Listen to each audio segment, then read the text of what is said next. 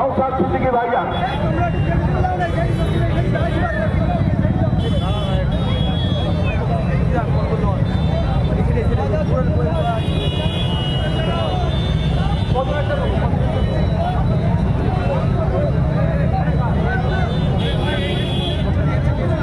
আমি এখানে বেশি টাইম নেব না, গুটি করে কথা বলে এখান থেকে করব। আমাদের যারা আজকে প্রতিবাদী মিছিলে উপস্থিত হয়েছেন তাদের আমি আবারও বলছি, টাকি রোডটা কোনো রকমভাবে না জ্যাম হয় আমাদেরকে দেখতে হবে। আমরা অলরেডি এই রুটের উপর প্রায় 1 ঘন্টার উপরে মিছিল করেছি, অলরেডি জ্যাম আছে। আমরা উচ্ছ্বাসিতভাবে টাকি রোডকে আমরা জ্যাম করব না। তাই আজকের এই প্রতিবাদী মিছিলে যারা অংশগ্রহণ করেছে, আমাদের রাজ্য নেতৃত্ব থেকে শুরু করে আমাদের বিভিন্ন বুথ স্তরের থেকে শুরু করে আমাদের যারা শুভাকাঙ্ক্ষী এবং প্রতিবাদী মানসিকতা নিয়ে এসেছেন, প্রত্যেককে আমি সংগ্রামী অভিনন্দন জানাচ্ছি। বন্ধুগণ, আপনাদেরকে নতুন করে বলতে অবকাশ লাগছে না আজকের আমাদের প্রতিবাদ মিছিল কি।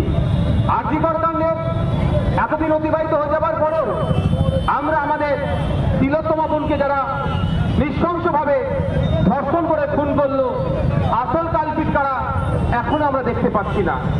আমাদের এই প্রতিবাদী মিছিল থেকে আমরা আওয়াজ তুলি, সিবিআইয়ের কানে আওয়াজটা পৌঁছে দিতে চাই যে যত দ্রুত সম্ভব আসল কালপিট কারা তাদেরকে খুঁজে বার করে তাদের নামগুলো কোর্টের কাছে তুলে দিয়ে এবং আমরা যাতে কোর্টের মাধ্যমে জনসম্মুখে আসতে পারে সেই ব্যবস্থা সিবিআইকে দ্রুত করতে হবে।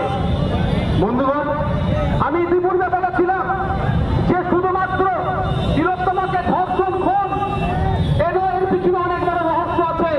ধর্ষণ এবং খুন করে এই রহস্যটাকে ধামাচাপা দেওয়ার চেষ্টা হচ্ছে। যদিও কদিন আগে আপনারা বিভিন্ন পেপার পত্রিকার মাধ্যমে টিভি সোশ্যাল সাইটের মাধ্যমে জানতে পেরেছেন যে ওখানে কিভাবে একের পর এক কেলেঙ্কারি হতো।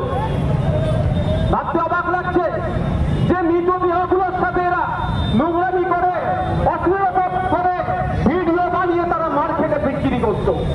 এই হচ্ছে তাদেরকে আবার মমতা ব্যানার্জি সরকার সেলটা দেওয়ার চেষ্টা করছে।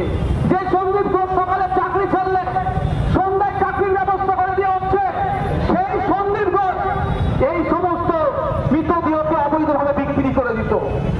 ভাবতে অবাক লাগছে আমাদের, আমরা কোন রাজ্যে বসবাস করছি? আমাদের হয়ে বলবে কে?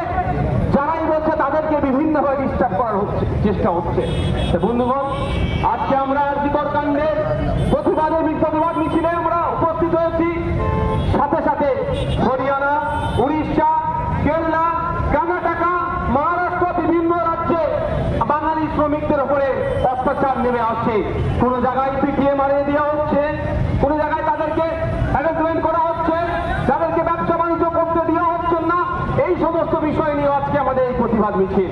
আপনারা জানেন হরিয়ানাতে সাবির মল্লিক নামে এক ছেলেকে পিটিয়ে গণপিটিয়ে তাকে হত্যা করা হয়েছে। তার যেমন আমরা প্রতিবাদ করছি এবং রাজ্য সরকারকে বলতে চাইছি যে বিভিন্ন রাজ্যে প্রায় 1 কোটির উপরে শ্রমিক বাংলায় কাজ করছে, তাদেরকে যেমন বাংলার মানুষ, বাংলার প্রশাসন, বাংলার সরকার যেভাবে নিরাপত্তা দিচ্ছে, আমাদের রাজ্যের যে 20-25 লক্ষ শ্রমিক বিভিন্ন রাজ্যে কাজ করছে, আমাদের রাজ্য সরকারকে কেরলের সরকারের সাথে, মহারাষ্ট্রের সরকারের সাথে, তামিলনাড়ুর সরকারের সাথে, হরিয়ানার সরকারের সাথে কথা বলে ব্যবস্থা করতে হবে। আজকে সাবির মল্লিককে